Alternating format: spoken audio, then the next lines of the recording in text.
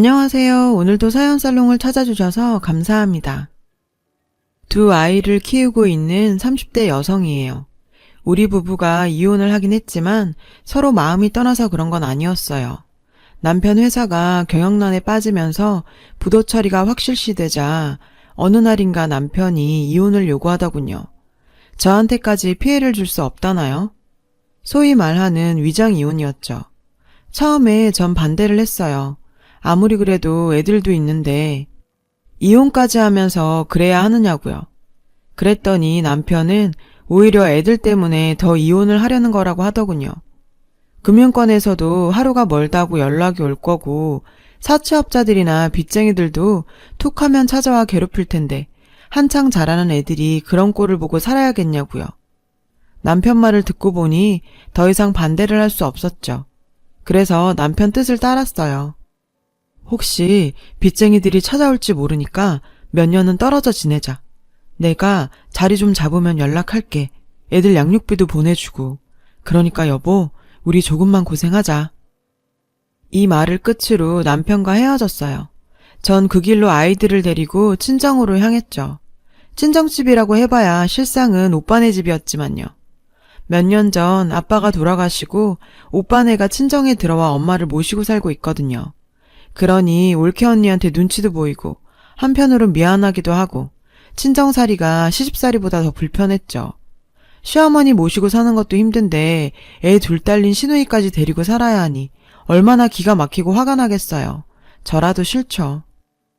그래서 오빠랑 올케 언니랑 상의한 끝에 오빠네가 분가를 하기로 했어요. 부모님 댁으로 들어오면서 전에 살던 아파트는 전세를 놓고 있었거든요. 마침 전세 기간도 끝나서 집 문제도 해결이 됐고 올케 언니도 힘이 들었는지 좋아하더라고요. 몇 년 뒤 남편과 다시 합치겠지만 그래도 엄마는 제가 모시기로 했고요. 결과적으론 다들 만족스럽게 결말이 난 거죠. 전 당장 일을 구해야 했어요. 수중에 남아있는 돈이라곤 남편과 헤어질 때 남편이 마련해준 500만 원이 다였거든요. 그래서 엄마한테 아이들을 맡겨놓고 백화점 아동복 매장에서 파트타임으로 일을 하기 시작했어요. 주말엔 갈비집에 나가 서빙을 했고요. 주변에선 대학까지 나온 사람이 그런 몸 쓰는 일을 해야 하냐고 좀 더 편한 일을 찾아보라고 했지만 말이 쉽죠. 편하고 돈 많이 주는 자리가 경단 여인 절 위에 존재할까요? 어림도 없잖아요. 그리고 전 아이들을 데리고 먹고 살아야 한다 생각하니 힘든 거, 창피한 거 생각할 겨를이 없더라고요. 내 새끼 굶기지 않고 먹이고 입히고 살 수만 있다면 뭐든 할 기세였죠. 그렇게 반년쯤 지났을 무렵 제가 일하던 백화점 매장에서 우연히 대학 동기를 만났어요. 몇 년 전 이혼을 하고 현재는 인터넷 쇼핑몰을 운영하고 있다고 하더군요. 플러스 사이즈 여성들 옷을 전문으로 파는 쇼핑몰인데 오픈 당시엔 그런 쇼핑몰이 흔치 않아서 생각보다는 쉽게 자리를 잡을 수 있었고 현재 규모도 좀 커져서 직원을 여럿 두고 있다고요. 친구는 제 사정을 듣고는 괜찮다면 자기네 회사에서 일해보지 않겠냐고 하더라고요. 직원들이 다들 주부들이라서 애 키우는 정보도 공유할 수 있고 서로 상황을 아니까 편히 봐가며 일하기도 좋다고요. 무엇보다 일하는 시간이 적고 월급이 셌죠. 저는 더 고민할 거 없이 친구 회사에서 일하기로 했어요. 처음엔 일이 서툴러서 실수도 많았지만 크게 어려운 일이 아니라서 금방 적응할 수 있었어요. 얼마 뒤엔 직원들이랑 다들 친해져서 언니 동생하며 지내게 됐고요. 그렇게 2년쯤 지나자 다들 식구처럼 친해져서 애들 학원 픽업도 같이 하고 서로 쉬는 날 애들 데리고 키즈 카페나 놀이공원도 같이 다니곤 했어요. 아빠의 빈자리가 조금 아쉽기는 했지만 가족처럼 가까운 사람들이 생겨 그런가 아이들도 구김살 없이 잘 자라줬고요. 그 일이 있기 전까지는요. 여름 히트 상품 덕에 보너스를 두둑하게 받은 직원들은 단체로 제주도 여행을 떠나기로 했어요. 아이들을 데리고 가는 거라 항공권부터 렌트카, 숙소까지 챙겨야 할 게 한두 개가 아니었죠. 그래도 오랜만에 여행이라 다들 들떠서 힘든 줄 모르고 준비를 했어요. 그렇게 들뜬 얼굴로 항공기에 탑승을 했죠. 그런데 앞자리에 떡하니 남편이 앉아있지 뭐예요. 게다가 젊은 여자랑 함께요. 큰애는 못 보고 지나쳤지만 작은 아이가 아빠를 보곤 아빠! 하고 소리쳤죠. 그러자 남편은 귀신이라도 본 사람처럼 얼굴이 하얗게 질려선 냉큼 고개를 돌리더군요. 작은 애는 자신을 외면하는 아빠를 보곤 울음을 터뜨렸어요. 아, 좀 들어갑시다. 그 순간 뒤에서 누군가 소리쳤어요. 우리 뒤로 탑승객들이 줄줄이 뒤따르고 있었거든요. 하는 수 없이 전 일단 작은 아이를 데리고 우리 자리로 갔어요. 그런데 갑자기 앞쪽에서 시끄러운 소리가 들리지 뭐예요. 보니까 남편이 여자와 함께 자리에서 일어나 기내를 빠져나가려고 하더군요. 탑승하는 사람들을 뚫고서 말이죠. 그 바람에 기내가 소란했던 거예요. 승무원은 남편과 여자에게 주의를 주며 자리에 앉아달라고 했죠. 그 모습을 보자 대충 상황을 알겠더라고요. 내가 남편한테 속았다는 걸요.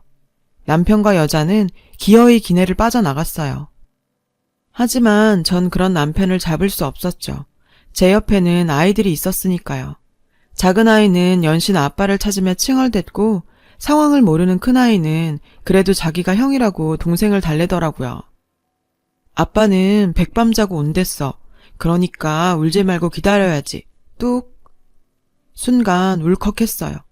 어린애들은 이렇게 서로를 다독이며 보고 싶은 마음도 참고 아빠를 기다리는데 아빠라는 인간은 제 자식도 버리고 젊은 년이랑 저러고 있다니. 제주도에 도착하자마자 전 남편한테 전화를 걸었어요. 없는 번호라고 나오더군요. 그래서 남편한테 이메일을 보냈죠. 어떻게 된 상황인지 설명해달라고. 메일을 보는 즉시 전화하라고요. 그날 밤 메일 수신 확인을 해보니 남편이 제 메일을 읽긴 했던데. 하지만 제주도에서 돌아오고 일주일이 지났는데도 남편의 전화는 없었죠. 저라는 사람은 감정이 고스란히 얼굴에 드러나는 사람이라 직장 동료들도 저한테 무슨 일이 있다는 걸 눈치챘던 모양이에요. 그중 가장 친하게 지내는 언니가 무슨 일 있냐고 묻더라고요. 다들 걱정한다고. 전 상황을 얘기해줬어요. 그랬더니 남의 부부 일이라 끼어들긴 그렇지만 아무래도 너 내 남편한테 당한 것 같다. 업체에 부탁해서 한번 알아봐. 더 늦기 전에. 저 역시 내심 그런 마음은 가지고 있었지만 솔직히 겁이 났어요. 잔인한 진실을 받아들이기 힘들 것 같았거든요. 그날 밤 밤새 고민을 했어요. 그리곤 업체를 찾아가 남편의 뒷조사를 의뢰했습니다. 결과가 나오기까지는 한 달여의 시간이 걸렸어요. 역시나 예상이 맞더군요. 남편의 회사 사정은 부도가 날 정도로 심각한 상태는 아니었지만 남편은 고의로 부도를 냈던 거예요. 직원들 몰래 엄청난 돈을 다 챙긴 뒤였고요. 그리곤 상간녀한테서 낳은 딸의 출생신고 때문에 서둘러 저와 이혼을 했던 거였죠. 위장이혼이라고 속이고선 말이에요. 현재 근교의 고급 타운하우스에서 상간녀와 함께 살고 있다고 하더군요. 조사 결과를 듣는 내내 전 피가 거꾸로 솟는 것 같았어요. 당장이라도 달려가 이 연놈들의 머리채를 잡고 싶었죠. 하지만 그런다고 뭐가 달라지겠어요. 순간일 뿐인데 그보다는 남편과 상간녀한테 평생 기억될 상처를 주는 게 낫겠다 싶었죠. 그래서 끓어오르는 분노를 참고 이성적으로 판단하려고 노력했어요. 알아보니 이런 경우 제가 청구할 수 있는 소송은 두 가지더군요. 하나는 남편에 대한 재산분할 청구 소송이고 다른 하나는 상간녀 위자료 청구 소송이었죠. 전 두 가지 모두 하기로 했어요. 문제는 남편과 이미 이혼을 한 상태고 헤어질 땐 남편으로부터 500만 원을 받았기 때문에 이게 조금 문제가 됐죠. 하지만 법원 판례를 찾아보니 저와 유사한 경우로 남편의 은닉된 재산에 대해 재산 분할을 받은 분이 있더라고요. 더군다나 전 남편이 위장이혼을 종용한 거라 그분보다 조금은 더 유리했죠. 먼저 저는 남편의 신상을 인터넷 사이트에 올렸어요. 남편은 분명히 자리를 잡으면 양육비를 보내주겠다고 약속했었지만 지금껏 단 한 번도 아이들의 양육비를 보낸 적이 없었거든요. 결심한 대로 변호사를 선임해 재산분할 청구 소송과 상간녀 위자료 소송도 진행했죠. 그러자 얼마 뒤 남편으로부터 전화가 왔어요. 만나자고요. 남편은 상간녀와 둘이 나왔더군요. 제 앞에서도 두 인간은 뻔뻔스럽게 여보 당신이라 부르며 부부 행세를 톡톡히 했어요. 그리곤 돈 봉투를 내밀더라고요. 봉투엔 2천만 원이 들어있었어요. 이 사람이 당신한테 주는 위자료야. 이미 알아봤겠지만 상간녀 위자료 소송 걸어봤자 받을 수 있는 건 1,000에서 2천 남짓이야. 그래도 이 사람이 당신 처지를 생각해서 통 크게 2천만 원이나 주는 거니까 고맙게 생각하라고. 그리고 이건 애들 양육비야. 2년치 밀린 거랑 1년치 선불금이야. 그러니까 다음부턴 인터넷에 내 신상 올리는 건 그만두고. 그거 내가 걸자고 들면 당신 나한테 소송당할 수도 있어. 남편은 3,600만 원이 든 돈봉투를 거지동냥하듯 제 앞에 툭 던지며 거들먹거렸어요. 아, 그리고 재산분할 거는 사실 내가 가진 게 별로 없어서 말이야. 나도 이 사람 집에 얹혀 사는 처지라 줄 돈이 없네. 번들거리는 쌍판떼기를 들이밀며 징그럽게 웃는 남편을 보니 침을 뱉어주고 싶었지만 사소한 행동으로 큰일을 망칠 수 없어 꾹 참았죠. 그래? 근데 그 집 당신 돈으로 산 거잖아? 당신이 뭘 모르나 본데 수표엔 각각이 고유 번호란 게 있어. 당신 회사에서 돈 빼내면서 숨겨뒀던 수표. 그 수표로 산 집이던데? 게다가 이 여잔 당신이랑 살기 전까지 카드빚에 사채빚까지.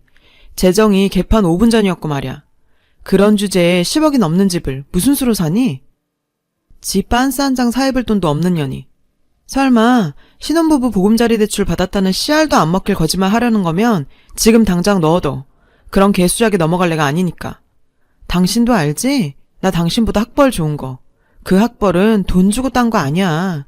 니깐 놈이 안 돌아가는 짱구 좀 굴리고 이 자리에 나온 모양인데 어림없어.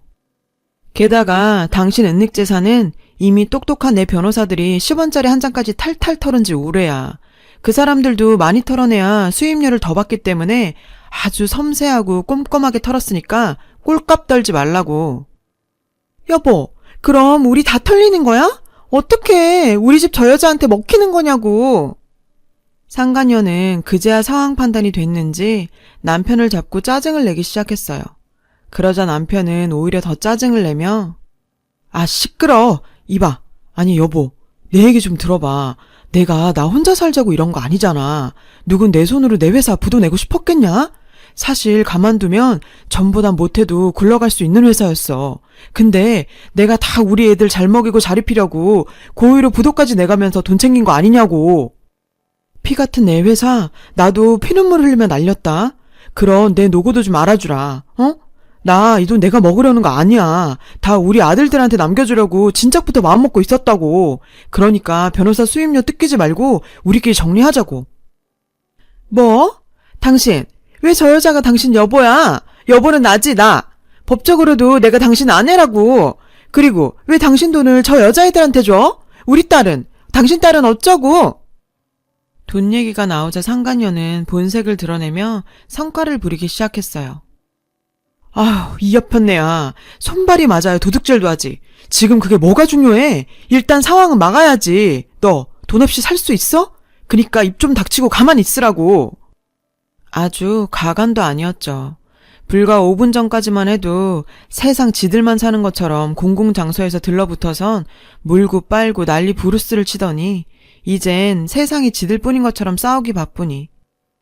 됐고 애정 싸움은 니들 집구석에 가서 하고 난 할 말 다 했으니까 가볼게. 아참, 당신 고의로 부도낸 건 확실하지? 미리 돈 챙기려고 말이야. 그렇다니까 몇 번 얘기해. 고마워. 녹음이 잘 안 됐을까봐 확인차 물어본 거야. 아, 나 이거 다 녹취했거든? 아무래도 소송 거는데 당신 확답이 필요할 것 같아서. 그럼 다음에 법정에서 봐. 그리고 그쪽도 고마워요. 폐기 처분도 안 되는 저런 남자를 대신 치워줘서. 내가 참 그쪽한텐 고맙고 미안하네. 여보, 그게 무슨 소리야? 소송이라니. 도대체 무슨 소송인데 내 녹취가 필요해? 여보, 여보! 남편은 애타게 절 불렀지만 전 뒤도 안 돌아보고 쌩하니 빠져나왔어요. 이 소송 과정에서 남편으로 인해 줄도산을 맞았던 하청업체 사장님들과 제대로 퇴직금조차 받지 못했던 전 직원들 몇몇과도 연대에 형사고발까지 했고요. 제가 녹취한 파일을 경찰에 넘기자 하청업체 사장님과 전 직원들이 고맙다고 몇 번이나 인사를 하더군요. 이 사람들도 저처럼 남편을 믿었다가 배신당한 사람들이다 생각하니 남일 같지 않았거든요. 현재 남편에 대한 소송건은 진행 중이에요. 증거나 증인은 차고 넘치니 승소는 따놓은 당상이라더군요. 사실 승소야 뻔한 일이라 걱정은 안 돼요. 제 걱정은 오직 아이들 뿐이죠. 아직은 아빠에 대한 그리움이 더 클 나이니까요. 하지만 언젠간 아이들도 오늘의 제 행동을 이해해 주리라 믿어요. 회사 동료들은 이렇게 된 거 재산 분할이라도 제대로 받고 이참에 새 인생 살라더라고요. 그딴 놈 일찌감치 잘라낸 것도 제 복이라며 그래도 남들은 돈도 못 받고 헤어지는데 돈이라도 챙기게 됐으니 얼마나 다행이냐고요. 네, 맞아요. 생각지도 못했던 돈도 생기고 좋죠. 하지만 지난 10년간 믿고 살았던 남편에 대한 배신감과 상간녀에 대한 상처는 아물 때까지 시간이 걸릴 것 같아요. 10길 물속은 알아도 한 길 사람 속은 모른다더니 옛말 틀린 거 하나 없어요. 그래도 한때 사랑했고 그래서 가정까지 꾸렸던 남자인데 제가 모르는 이런 모습을 가진 사람인 줄은 꿈에도 몰랐거든요. 여러분은 저처럼 사랑에 울고 사람에 속는 일 없으시길 바래요. 지금까지 제 사연을 들어주셔서 감사합니다.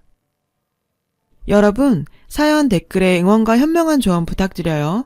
좋아요와 구독은 저에게 큰 힘이 됩니다. 오늘도 좋은 일 가득하세요.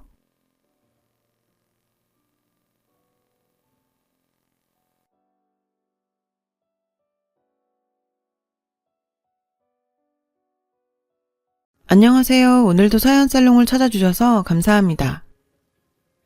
결혼 6년 차, 행복한 가정을 꾸리고 있는 30대 중반 여자입니다.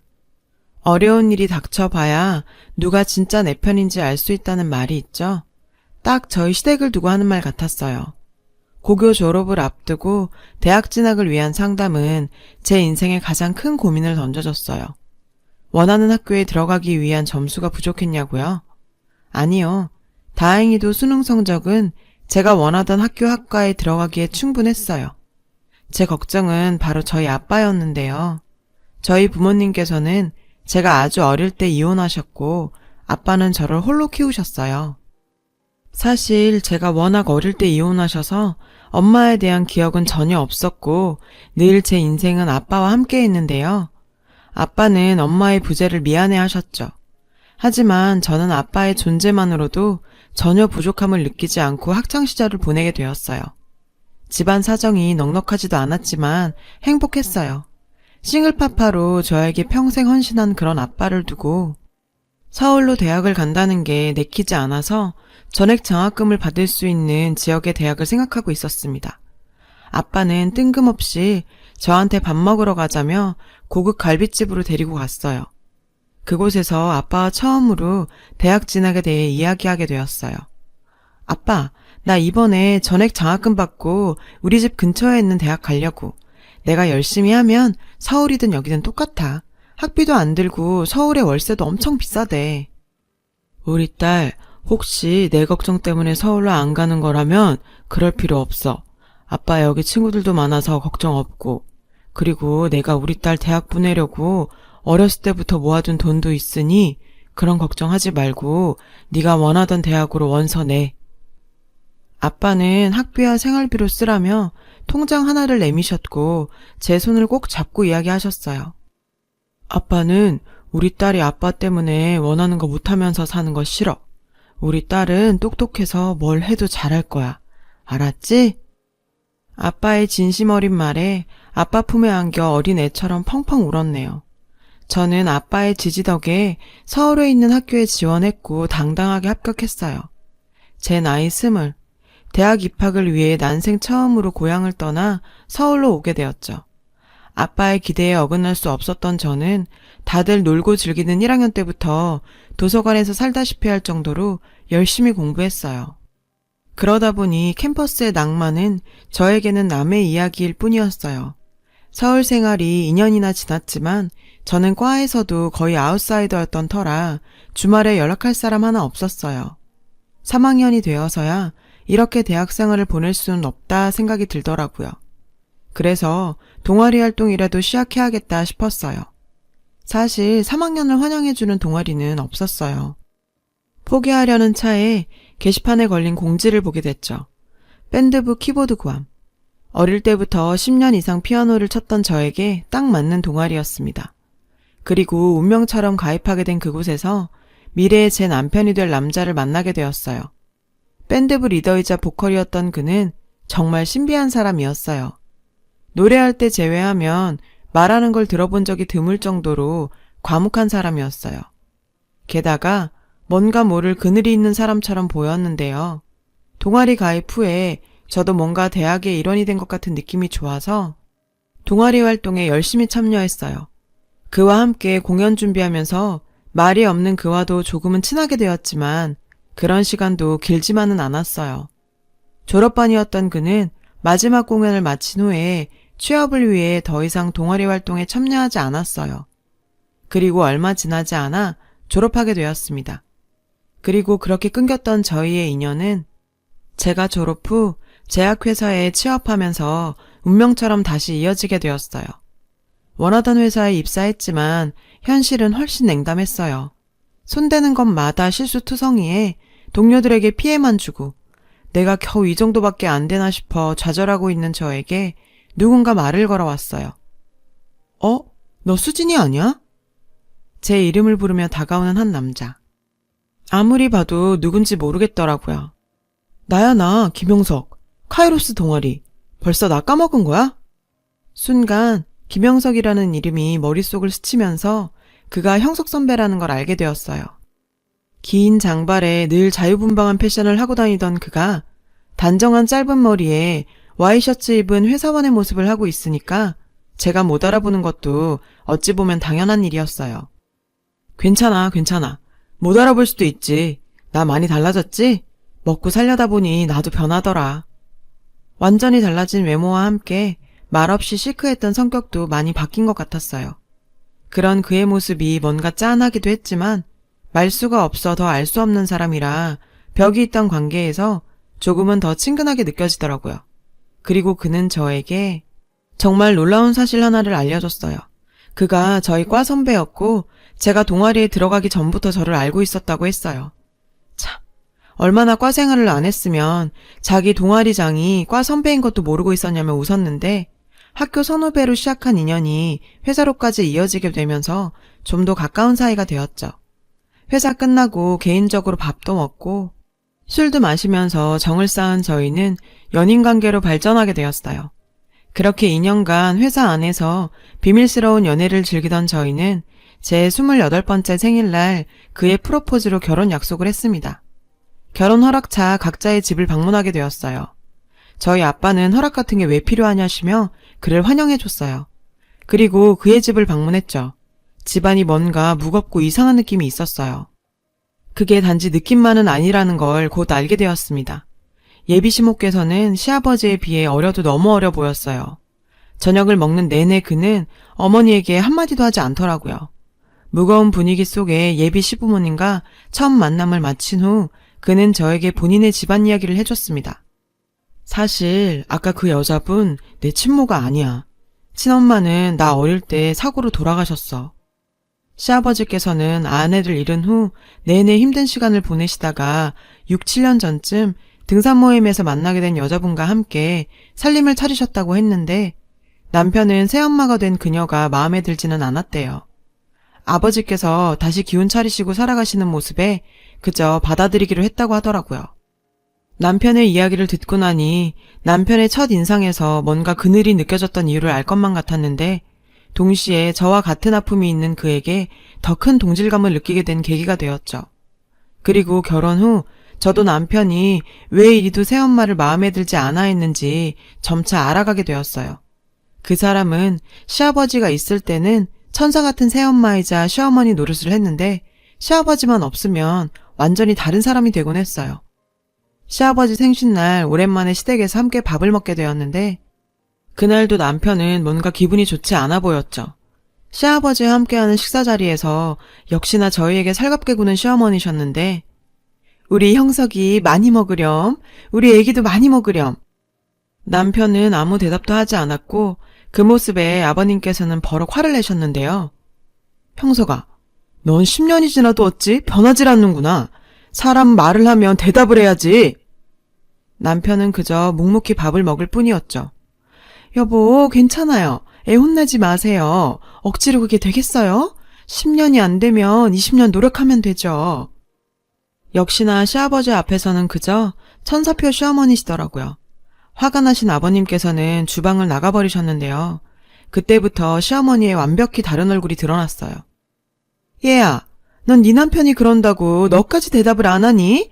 네 남편이 나 개무시한다고 너도 나 무시하는 거야? 그래? 아버지의 행복을 위해 지금도 꾹 참고 있는 남편은 마치 늘 당하던 것인 양 흘려들었어요. 남편의 그런 모습에 시어머니의 불똥은 늘 저로 향하게 되었어요. 결혼 2년 만에 아이를 가진 저는 출산을 위해 휴직을 하게 되었습니다. 그때부터 시어머니의 괴롭힘이 시작되었죠. 변호사셨던 시아버지는 늘 재판 준비로 바쁘셨던 터라 집에는 시어머니만 계셨고 이런저런 핑계를 대가면서 저를 집으로 불러들이더라고요. 얘야, 너는 여자애가 돼서 김치도 하나 못 담그니? 친정엄마가 없으니 이런 거 하나도 못 배웠지. 아니 어머님, 아무리 그래도 말씀이 좀... 뭐라고? 너 시애미한테 대드는 거니? 지금 나 무시하는 거니? 일부러 저에게 시비 걸듯 공격하는 시어머니는 무슨 말만 하면 자기를 무시하는 거냐며 소리치셨어요. 그런 일이 있고 나면 도대체 시아버지께 어떻게 말했는지 몰라도 시아버지의 꾸지람이 이어졌는데요. 애기야, 아무리 그래도 네 시애미다. 너도 지킬 건 지켜다오. 시아버지의 호통 앞에 저는 그저 시어머니께 사과드릴 수밖에 없었죠. 시어머니는 시아버지 뒤에 숨어서 저를 보며 조소를 날리고 있었고요. 그 모습에 정말 스트레스가 날로 쌓여만 갔고 극심한 스트레스로 인해 뱃속의 아기까지 위험한 상황에 놓이게 되었어요. 뒤늦게 상황을 알게 된 남편은 자신이 전부 해결하겠다며 저와 함께 시어머니를 찾아갔어요. 도대체 왜 그러시는 겁니까? 왜 제 처를 자꾸 괴롭히는 겁니까? 예, 내가 언제 네 처를 괴롭혔니? 시어미가 며느리한테 일 좀 시키는 게 괴롭히는 거니? 남편은 뭔가 결심한 듯 단호하게 말했어요. 나 당신이 숨겨놓은 아들 있는 거 다 알아. 그저 아버지가 행복해 하셔서 아무 말 안 하고 넘어갔는데 내 여자까지 건드리면 나도 더 이상 안 참아. 그 순간 시아버지께서 집으로 들어오셨고 시어머니는 마치 핍박받는 새엄마의 빙이 된 듯 하더라고요. 나는 그저 너희랑 잘 지내려고 좋은 시어미가 되고 싶어서 그런 건데. 시어머니의 눈물 뚝뚝 흘리시는 모습에 시아버지께서는 소리를 버럭 지르셨고 저희를 쫓아내셨죠. 형서가, 내가 널 그렇게 키웠니? 아무리 그래도 나랑 같이 살고 있는 사람한테 이렇게 모질게 굴 수 있는 거니? 꼴도 보기 싫다. 남편과 저는 아버님에게 거의 쫓겨나듯 집에서 나오게 되었고 그 후로 시댁에 갈 수가 없었어요. 그리고 1년 만에 듣게 된 소식은 시아버지가 암 판정을 받았다는 소식이었습니다. 남편과 급하게 아버님 댁을 찾아갔어요. 그곳에서 충격적인 장면을 목격하게 되었습니다. 아유, 우리 현수 고생 많았다. 이제 곧 전호인네 죽으면 이 집에서 엄마랑 같이 살면 돼. 조금만 더 참으면. 집안에는 시어머니와 고등학생쯤 돼 보이는 남자아이가 웃으면서 대화하고 있었는데요. 남편이 그렇게 화가 난 모습은 정말 처음 보는 듯 했어요. 아버지가 왜 죽어? 그리고 누구 맘대로 너희가 이 집에서 살아? 남편의 갑작스러운 등장에 시어머니는 상당히 놀란 눈치였고 자기 친아들을 등 뒤로 숨기더라고요. 뭐라는 거니? 너희가 여길 왜 와? 누구 맘대로 왜 여길 들어와? 저 영감 너희 때문에 암 걸린 거야. 니들이 속 썩여서. 그리고 말은 바로 해야지. 네 아버지 죽으면 이 집 내 거야. 평소 시아버지 앞에서는 그렇게 잘할 수 없던 시어머니는 이제 그 더러운 가면을 쓰지 않기로 했는지 노골적으로 아버님이 돌아가시길 바라는 듯 보였어요. 당신, 아버지가 이거 알면 가만히 있을 것 같아? 그동안 너 같은 여자라도 우리 아버지 행복하게 해줄 수 있다면 그만이라고 생각해서 참아왔는데 더 이상 못 참아. 네가 못 참으면 어떡할 건데? 네 아버지 다늘과 암까지 걸려서 골골하고 있는데? 정신도 없는 양반이 뭘 하겠어. 말하려면 해봐. 지금도 정신 못 차리고 자고 있을걸? 정말 듣고 있자니 악마가 따로 없었어요. 남편은 손까지 부들부들 떨면서 방문을 여는 순간 그 자리에 있던 모든 사람이 순간 움직일 수가 없었습니다. 시아버지께서는 방문 앞에 서 계셨고 저희의 대화를 모두 듣고 계셨어요. 시아버지의 모습을 보자 그 여자는 또 연기를 시작했는데요. 여보, 애들이 또 나를 이렇게 모함하고 업신여기네요. 당신 병간호한다고 매일 이렇게 가슴 졸이면서 지냈는데. 시아버지께서는 모든 걸 체념한 듯 담담하게 말씀하셨습니다. 내가 당신 전남편 사이에 아들 있는 거 모를 줄 알았어? 당신이 말만 하면 그 아이까지 거둘 생각이었는데 넌 끝까지 말 안 하더라. 결국 내가 죽으면 내 재산 가지겠다는 생각이었니? 여보, 아니야. 오해야. 얘는 내 조카야, 조카. 대답해봐, 현수야. 정말 밑바닥이 어디까지인지도 모를 그 여자는 멘탈이 터졌는지 결국 막말을 쏟아내더라고요. 참 다 늙은 남자랑 살아줬더니 어이가 없어서. 양심도 없지. 내가 당신 암수발까지 해야 된다는 거야, 뭐야. 모르겠고 법적으로 해. 결국 당신 수발한 것도 나라고. 이혼하면 당신 재산 반은 내놔야 해. 그거 알아? 이혼 전문 변호사인 아버님 앞에서 법으로 하자는 그 여자에게 시아버지는 진짜 법적으로 대해주셨어요. 당신이 나랑 혼인신고를 했던가? 당신 나랑 법적으로 남남이야. 그리고 병수발을 했다고? 잠이나 자라고 약에 수면제 타준 게 병수발이니? 내 재산 당신한테 100원도 못 줘. 소송 걸려면 걸어봐. 그리고는 시아버지께서는 저희에게 사과하셨어요. 형서가, 애기야, 내가 미안하다. 모두 내 잘못이다. 내가 너희를 오해했구나. 그렇게 속 깊은 너를 두고 면목이 없다. 그 여자는 아버지께 약이라고 속이고 수면제와 계속 같이 먹였고 그 때문에 계속 잠만 주무셨던 건데요. 자신이 더욱 정신이 흐릿해지니 이상해서 결국 수면제를 알아내게 되신 거예요. 남편은 이러한 사실을 알게 되니 그 여자를 더욱 용서할 수 없었겠죠. 시아버지께 위험한 수면제를 계속 먹인 그 여자를 고소하게 되었어요. 참 법이란 게 저희 마음 같지가 않더라고요. 아프신 아버지께 수면제인 걸 알면서도 과도하게 먹인 그 여자에게 감방행이 아닌 겨우 벌금형이 떨어지게 되었어요. 웃기죠? 그래도 시아버지가 피땀 흘려 모으신 재산을 그런 악마 같은 여자한테 한 푼도 쥐어주지 않았다는 건 그나마 정말 다행이었습니다.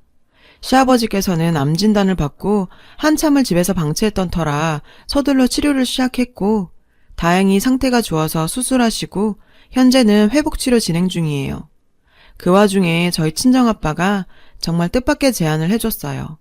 둘 다 혼자 늙어가는 처지에 사돈 공기 좋은 곳으로 모셔서 요양하면서 같이 살아도 좋을 것 같다며 고향에 있는 집을 처분하고 올라오셨거든요. 시아버지께서 공기 좋은 곳을 원하시기도 하고 몸 상태도 그런 곳에 사시는 게 맞는데 맞벌이 부부에 아이까지 있다 보니 시골로 내려가는 건 무리여서 시아버지를 요양원으로 모셔야 하나 걱정 많이 했었어요. 모두의 상의 끝에 경기도에 작은 전원주택을 구해 양가 아버지를 모시게 되었죠. 거리가 가까워 저희가 반찬도 해다 드리고 들러보기도 좋고요. 사돈끼리 저러기도 쉽지 않은데 서로 형님 동생 하면서 친구처럼 잘 지내고 계시네요. 엄청난 일을 겪은 만큼 아버님도 남편도 우리 가족 더 행복했으면 좋겠습니다. 여러분, 사연 댓글에 응원과 현명한 조언 부탁드려요. 좋아요와 구독은 저에게 큰 힘이 됩니다. 오늘도 좋은 일 가득하세요.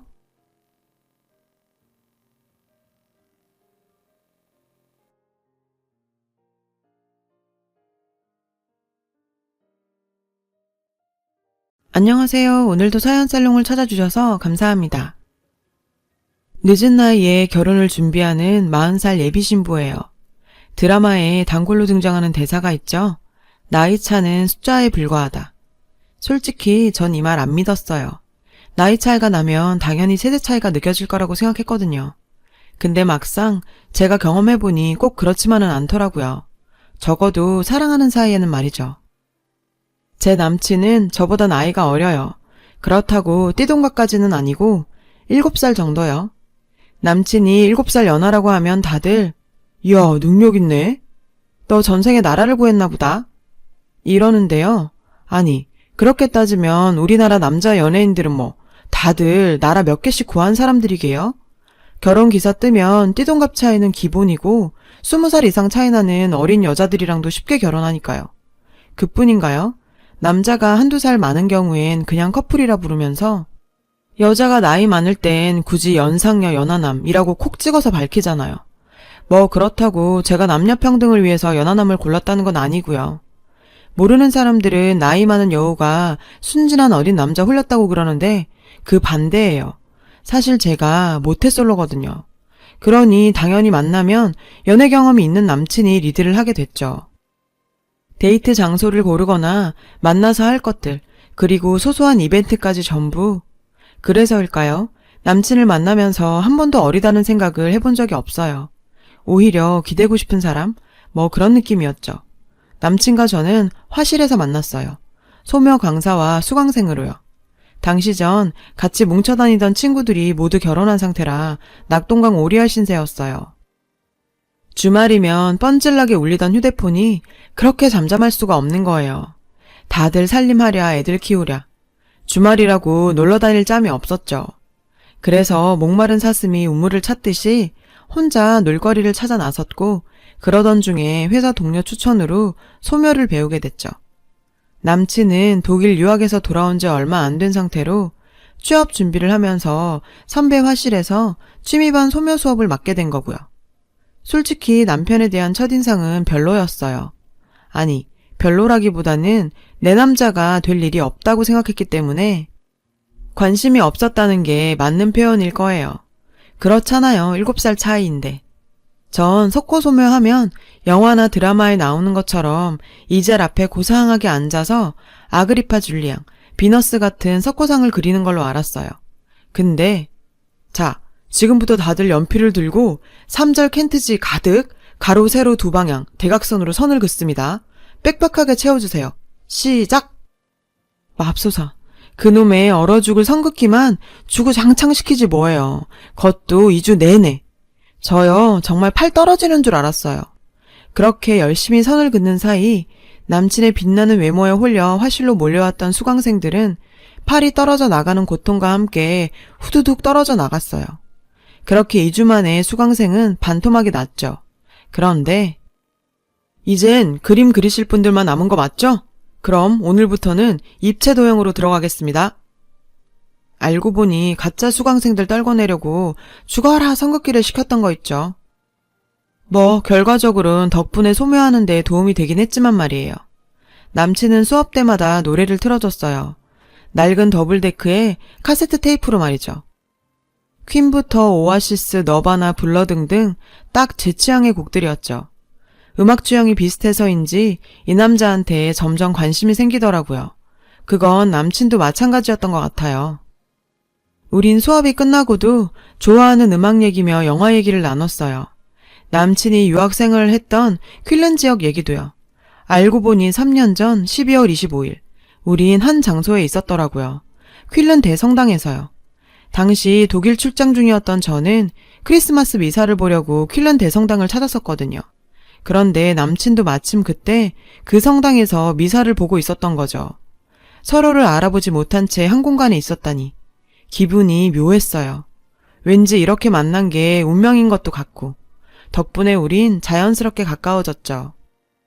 그렇다고 사귀는 건 아니고 수업이 끝나고 커피를 마시러 가거나 같이 밥 먹는 사이 정도? 처음이었어요. 남자랑 이렇게 자연스럽게 만나는 건. 이 나이 먹도록 남자를 사귀지 못했던 이유 중 하나가 다음 단계로 자연스럽게 넘어가지 못해서였거든요. 이렇게 마음이 잘 맞는 사람은 정말 처음이었어요.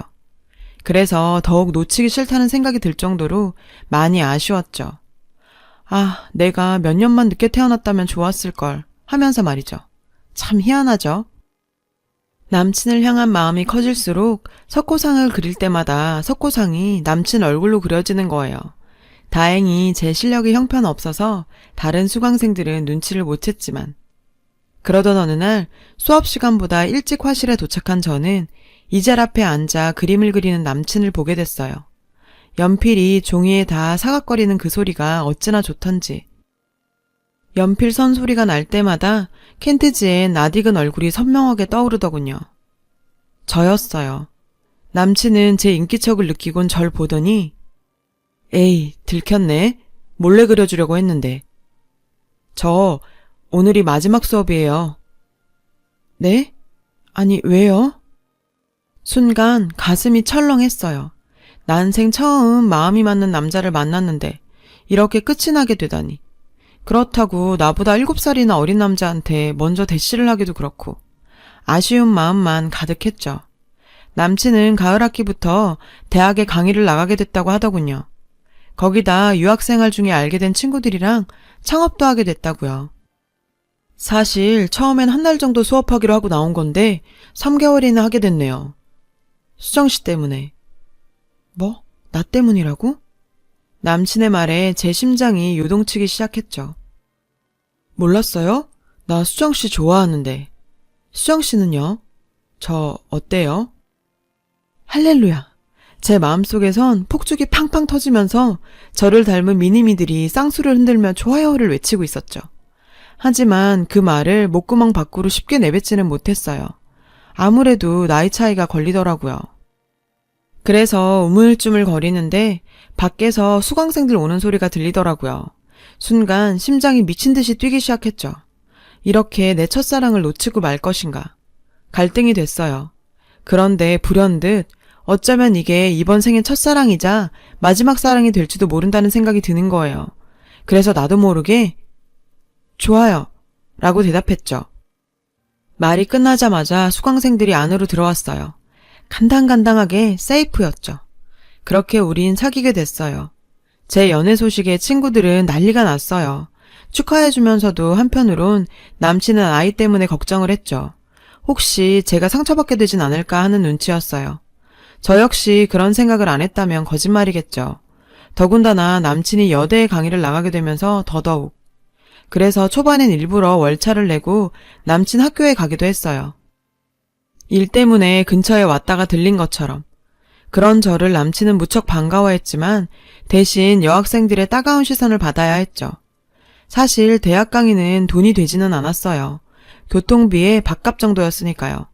그나마도 매 학기 자리가 있는 것도 아니고. 설상가상으로 남친이 친구들과 시작한 미디어 관련 사업도 생각만큼 잘 풀리지 않았어요. 그게 통해 인맥도 없고 이렇다 할 경력도 없었으니까요.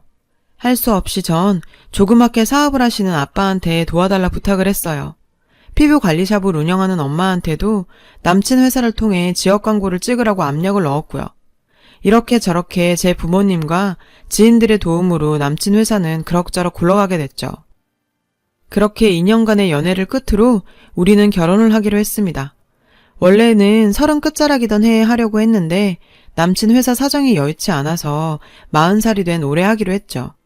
우리 집에선 제 나이가 나이인지라 반대는커녕 시댁에서 오케이만 떨어지면 바로 식을 올릴 기세였죠. 다행히 엄마 아빠 모두 남친을 마음에 들어 하셨어요. 드디어 시댁으로 인사 가는 날이 됐어요.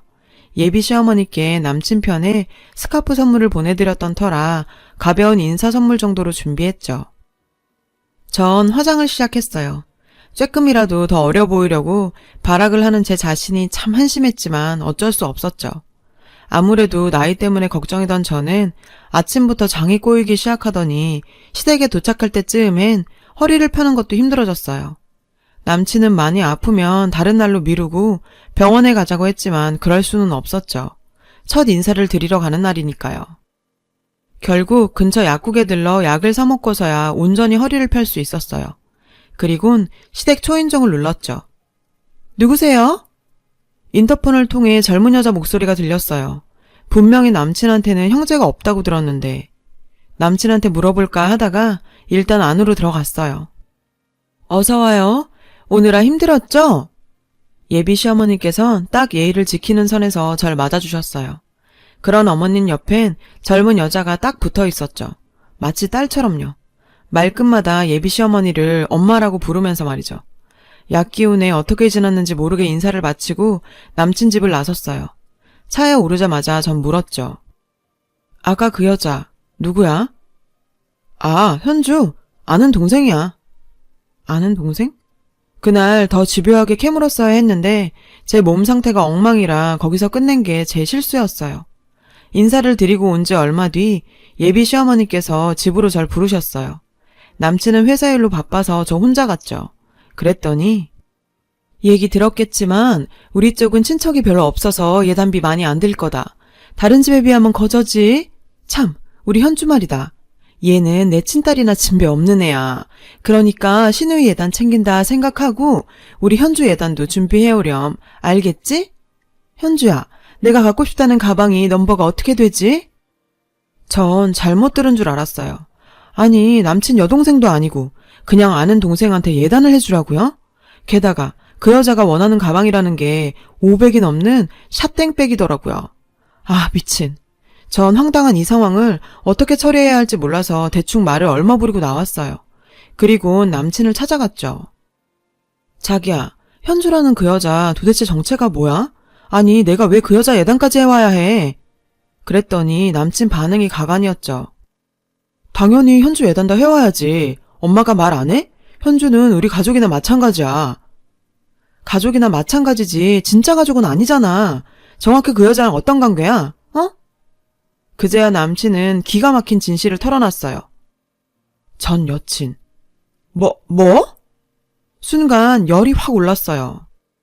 아니, 세상에 전 여친을 딸처럼 집에 두고 키우는 것도 모자라 며느리한테 전 여친 예단까지 해오라고요? 이거 미친 거 아니에요? 나 독일 유학 가 있는 동안 현주가 우리 엄마 돌봐줬어. 솔직히 현주한텐 아무 감정 없지만 우리 엄마한테 해준 거 생각하면 내가 해줄 수 있는 건 다 해주고 싶어. 자기도 나 좀 이해해주면 안 될까? 순간 머릿속이 텅 비는 느낌이 들었어요. 화를 낼 기운도 없었죠. 그래서 지금은 몸이 안 좋으니까 나중에 얘기하자 하곤 집으로 돌아왔어요. 그리고 그날 밤 두통약을 먹고 막 자리에 누우려는데 낯선 번호로 전화가 왔어요. 저 현주예요. 기억하시죠? 전 여친이었죠. 오빠한테 얘기 들었다면서 많이 놀랐냐더군요. 꼴에 절 위로하는데 기가 차서 정말. 자기였어도 이런 상황이 이해 안 갈 거라나요? 그리곤 근데 언닌 연애 경험이 없어서 모르겠지만 걔 중 헤어진 연인들끼리 잘 지내는 사람도 많아요. 나이도 많으신 분이 그 정도는 이해하고 넘어갈 수 있는 거 아닌가? 솔직히 언니 나이에 오빠 같은 남자 어떻게 만나요? 그 나이에 선을 봐도 늑다리 아저씨나 후처자리가 고작이지. 어머, 미안해요. 언니 속상할까봐 위로한다는 게 제가 거짓말을 잘 못해서. 생각 같아선 당장 달려가서 머리채를 쥐어 뜯고 싶었지만 그 정도로는 성이 찰 것 같지 않았어요. 그래서 일단 한 발 물러서기로 했죠. 현주씨, 내가 지금 몸이 안 좋아서 더 이상 통화를 못하겠어요. 이만 끊을게요. 전 전화를 끊었어요. 기다렸다는 듯 눈물이 쏟아져 내렸죠. 너무 화가 나서 어걱거리며 한참을 울었어요. 남친과 남친 엄마, 전 여친까지 모조리 밟아버리고 싶었어요. 도저히 이렇게는 안 되겠다 싶었죠. 그렇게 울다 지쳐서 전 잠이 들었어요. 그리고 다음날 친구를 통해 뒷조사를 해주는 업체를 소개받았죠. 업체에 현주라는 여자에 대해 조사를 의뢰했습니다.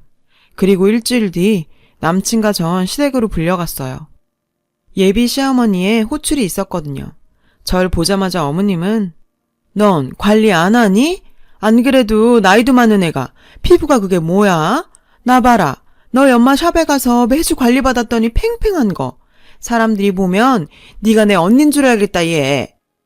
그러게요. 언니 관리 좀 하세요. 그러다 오빠 바람나면 어쩌려고. 아주 둘은 쌍으로 꼴값을 떨더군요. 잠시 뒤에 있을 결전을 위해 전 말을 아꼈죠. 참, 오늘 부른 건 다름이 아니고 집 문제 때문인데 너희 한 몇 년 들어와 살아야겠다. 결혼하면 시집 가풍도 익혀야 하니 그게 맞을 것 같아서 말이다.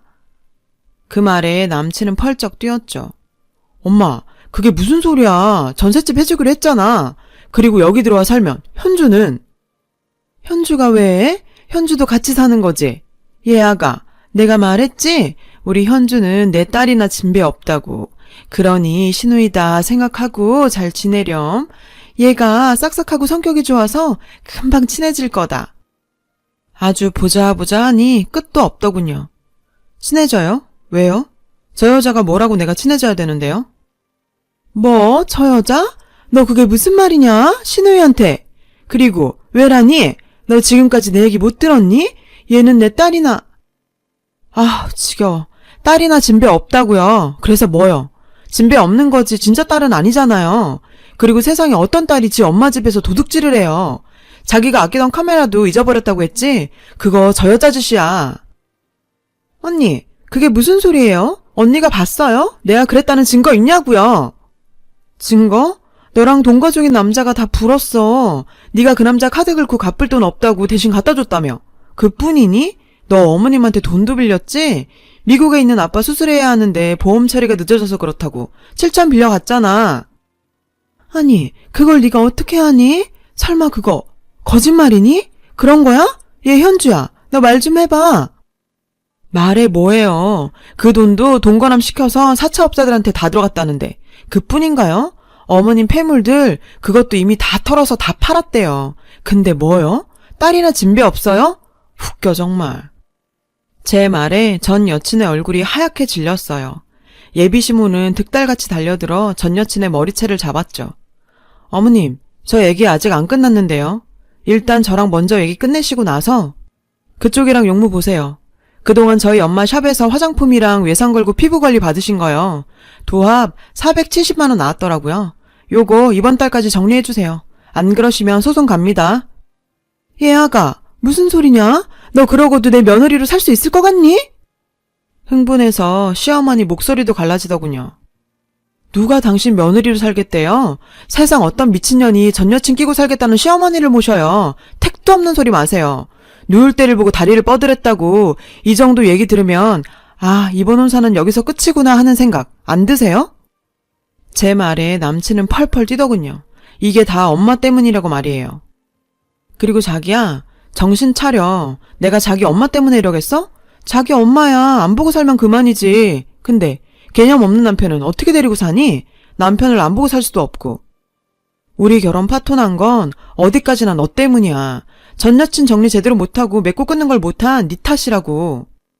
그리고 너도 마찬가지야. 그동안 직원들 월급이며 돈 필요할 때마다 빌려간 돈 그거 이번 달 안에 정리해줘. 사랑이 끝나면 채무관계도 깔끔하게 끝내는 게 인지상정 아니겠어? 자기야, 미안해. 내가 죽을 죄를 졌어. 이번 한 번만 용서해주면 안 돼? 내가 평생 자기한테 잘할게. 응? 됐고. 이봐, 전 여친. 나 이 남자한테 정 떨어졌거든. 그러니까 이 남자 너 가져라. 전 제 할 말만 하곤 그 집을 나왔어요. 제가 나온 뒤 안에서는 세 사람이 뒤엉켜 싸우는 소리가 들리더군요. 그 후로도 한동안 남친과 예비 시어머니한테 끈질기게 전화가 왔어요. 한 달 기한 내에 돈을 갚지 않아서 제가 형사 고발을 했거든요. 참, 전 여친은 결국 경찰에 절도죄로 넘어갔다고 하더군요. 딸이나 진배 없다더니 무슨 엄마가 지 딸을 경찰에 넘긴대요. 전 모든 걸 훌훌 털고 여행 다녀오려고 합니다. 혼자 잘 즐길 수 있는 인생을 살아보려고요. 결혼? 그거 안 하면 어때요? 굳이 이런 인간들이랑 꾸역꾸역 얽혀 살면서까지 결혼을 하고 싶은 생각은 없으니까요. 인연이 되고 상황이 되면 하는 거겠죠. 쓰고 나니 뭔가 정말 훌훌 털리는 것 같네요. 제 긴 사연을 들어주셔서 감사합니다. 여러분도 행복하시길 바래요. 여러분, 사연 댓글에 응원과 현명한 조언 부탁드려요. 좋아요와 구독은 저에게 큰 힘이 됩니다. 오늘도 좋은 일 가득하세요.